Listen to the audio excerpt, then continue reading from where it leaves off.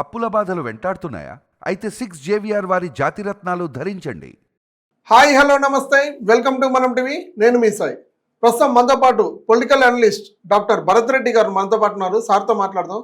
Sir నమస్తే. నమస్తే sir, తెలంగాణలో వైఎస్ షర్మిల సంచలన వ్యాఖ్యలు చేశారు. నా ఫోన్ ట్యాప్ చేశారంటూ కూడా మాట్లాడడం జరిగింది. ఈ ఫోన్ ట్యాపింగ్ కేసులో కీలక రోజు రోజుకి ఒక్కొక్క ఎత్తు చూస్తున్నాం మనం. అంటే వైఎస్ జగన్ గారికి కేసీఆర్ లీక్ చేస్తున్నట్టు ఫోన్ ట్యాపింగ్ కేసులో.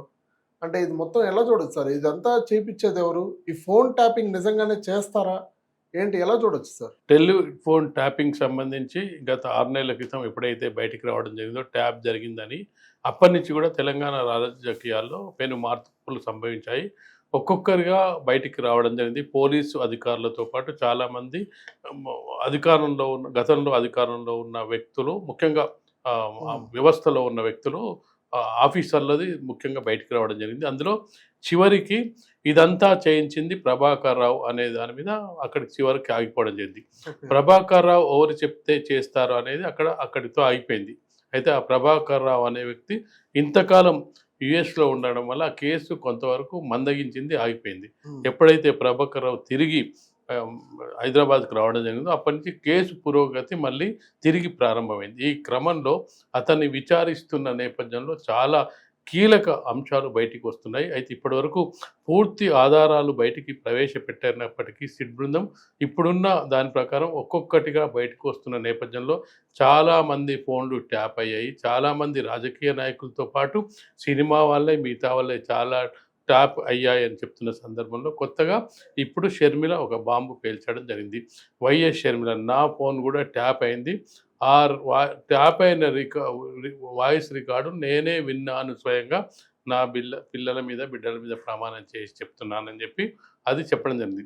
అందుకు సాక్ష్యాలను కూడా ఆమె ఏం చెప్పిందంటే, వైవి సుబ్బారెడ్డి నాతో చాలా సన్నిహితంగా ఉండేవాడు, అతను నా ఫోన్కు సంబంధించిన వాయిస్ రికార్డు నాకు వినిపించడం జరిగింది. నేను రాజకీయంగా ఎదగకుండా ఉండడానికి కేసీఆర్ నా ఫోన్ కూడా ట్యాప్ చేసి నేనేం చేస్తున్నాను, నా కదలికలన్నీ కూడా వైఎస్ జగన్మోహన్ రెడ్డికి అందియడం ద్వారా నన్ను రాజకీయంగా ఎదగకుండా చేశారు. దీనిపై వైవి సుబ్బారెడ్డి స్పందించాలి, నేను చెప్పిన దాంట్లో తప్పుంటే తప్పు లేదు, నేను పిల్లల మీద ప్రమాణం చేస్తున్నానని చెప్పే ప్రయత్నం చేసింది. ఇప్పుడు టెలిఫోన్ ట్యాపింగ్ సంబంధించిన వ్యవహారం అది ఒక రాష్ట్రం నుంచి మరో రాష్ట్రానికి పాకినట్టుగా కనిపిస్తుంది.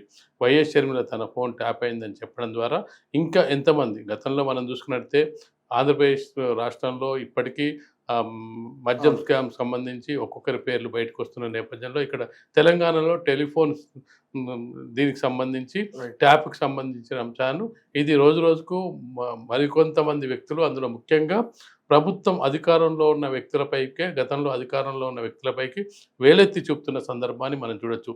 ఒకటి కేటీఆర్, 2 కేసీఆర్.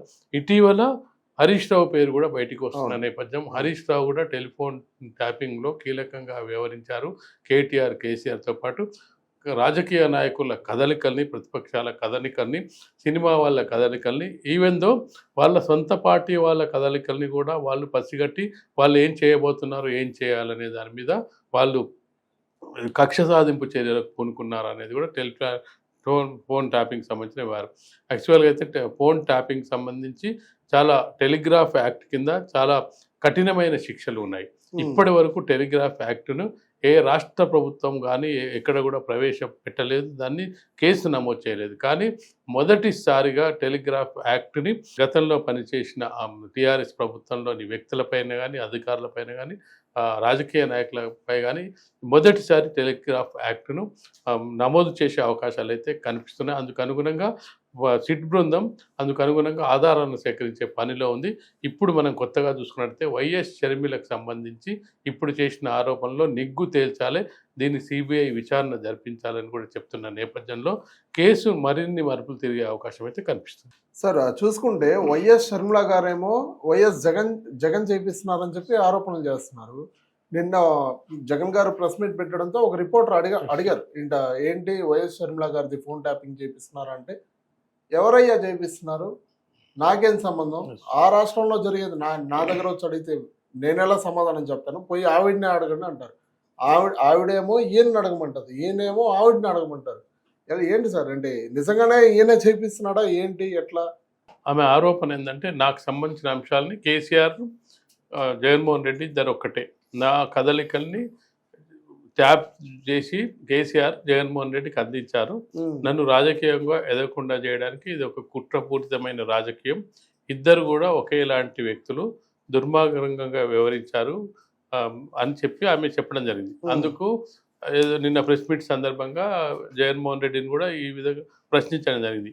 టెలిఫోన్ ట్యాపింగ్ సంబంధించి షర్మిల మీ మీద ఆరోపణలు చేస్తుంది. మీరు కేసీఆర్ చేత ఆమె టెలిఫోన్ ట్యాప్ చేయించి ఆమె కదలికల్ని మీరు పసిగట్టారన్న ప్రశ్నకు నాకేం సంబంధం, టెలిఫోన్ ట్యాపింగ్ అది తెలంగాణకు సంబంధించినట్లు నాకేం సంబంధం లేదు, నన్నెందుకు అడుగుతున్నారు అని ఆయన అంటే దాన్ని తోసివేసే ప్రయత్నం చేశారు. నాకు సంబంధం లేదని చెప్పే ప్రయత్నం చేశారు. కానీ షర్మిల పర్టికులర్గా వైవి సుబ్బారెడ్డి ఇంట్లో నేను నా వాయిస్ రికార్డింగ్ను నేను విన్నాను. గతంలో నాకు వైవి సుబ్బారెడ్డితో సన్నిహిత సంబంధాలు ఉండే, అందువల్ల నాకు ఆయన వినిపించారు. ఇప్పుడు వైవి సుబ్బారెడ్డి నేను చెప్పింది నిజమా కాదా అని తను బయటికి వచ్చి చెప్పాలని చెప్పి డిమాండ్ చేయడం జరిగింది. ఆ డిమాండ్కి వైవి సుబ్బారెడ్డి ఎంతవరకు స్పందిస్తారు, ఆయన ఏం చెప్తారనే దాని మీద నెక్స్ట్ ఆధారపడి ఉంటుంది. ఈలోపు రాజకీయ విమర్శలు, రాజకీయ దుమారం నడుస్తూనే ఉంటుంది. కొత్తగా ఇప్పుడు వైఎస్ షర్మిలకు జగన్మోహన్ రెడ్డికి చాలా కాలం నుంచి పడటం లేదు. గత ఎన్నికల ముందు నుంచి కూడా తన అన్నపైనే పోరాటం సాగించింది. అందుకు అనుగుణంగా వ్యతిరేకంగా పోరాటం చేసింది. అతని ఓటమికి ఆమె కూడా ఒక ప్రధాన కారణం అని చెప్పొచ్చు.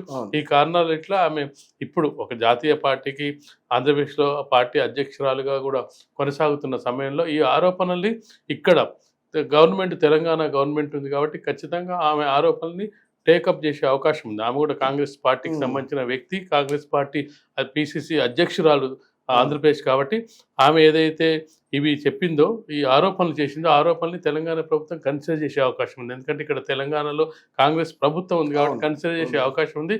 ఆమె చెప్పిన వాటిని కూడా కన్సిడర్ చేసి మరో కోణంలో కూడా దాన్ని విచారించే అవకాశం ఉంది.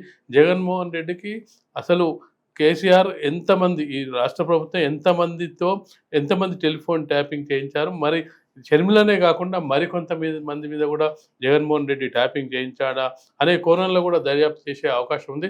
తెలంగాణ రాష్ట్రంలో ఉన్న ట్యాపింగ్ వ్యవహారం ఇటు రాజకీయ నాయకుల్ని, ప్రతిపక్ష నాయకుల్ని, సినిమా వాళ్ళని, తన సొంత పార్టీ వాళ్ళని ట్యాప్ చేశారని ఇప్పటివరకు మనకు వస్తున్న వార్తా కథనాలతో పాటు ఇప్పుడు ఆంధ్రప్రదేశ్లో ఉన్న రాజకీయ నాయకులపై కూడా ట్యాప్ జరిగింది, టెలిఫోన్ ట్యాపింగ్ జరిగిందనే కొత్త వార్తల నేపథ్యంలో షర్మిలతో ఆగిపోయిందా, లేకపోతే మరికొంతమందిపై టెలిఫోన్ ట్యాపింగ్ చేశారా, ఎందుకు చేశారు, అవసరమే ఉంది. ఇక్కడ రాజకీయాలంటే కేసీఆర్కి అవసరం కాబట్టి కేసీఆర్ ప్రత్యర్థి పార్టీల నాయకుల కదలికల్ని కనుక్కోవడానికి వాళ్ళు ఏం చేస్తున్నారు, వాళ్ళ యాక్టివిటీస్ ఏంటైంది అని తెలుసుకోవడానికి చేసే ప్రయత్నం కేసీఆర్ చేసి ఉండొచ్చు. కానీ ఆంధ్రప్రదేశ్లో చేసి మరి జగన్మోహన్ రెడ్డికి సహాయం చేయడానికి చేశారా అనేది కూడా ఇప్పుడు కొత్త దర్యాప్తు చేయాల్సిన అవసరం అయితే కనిపిస్తుంది. Right, thank you.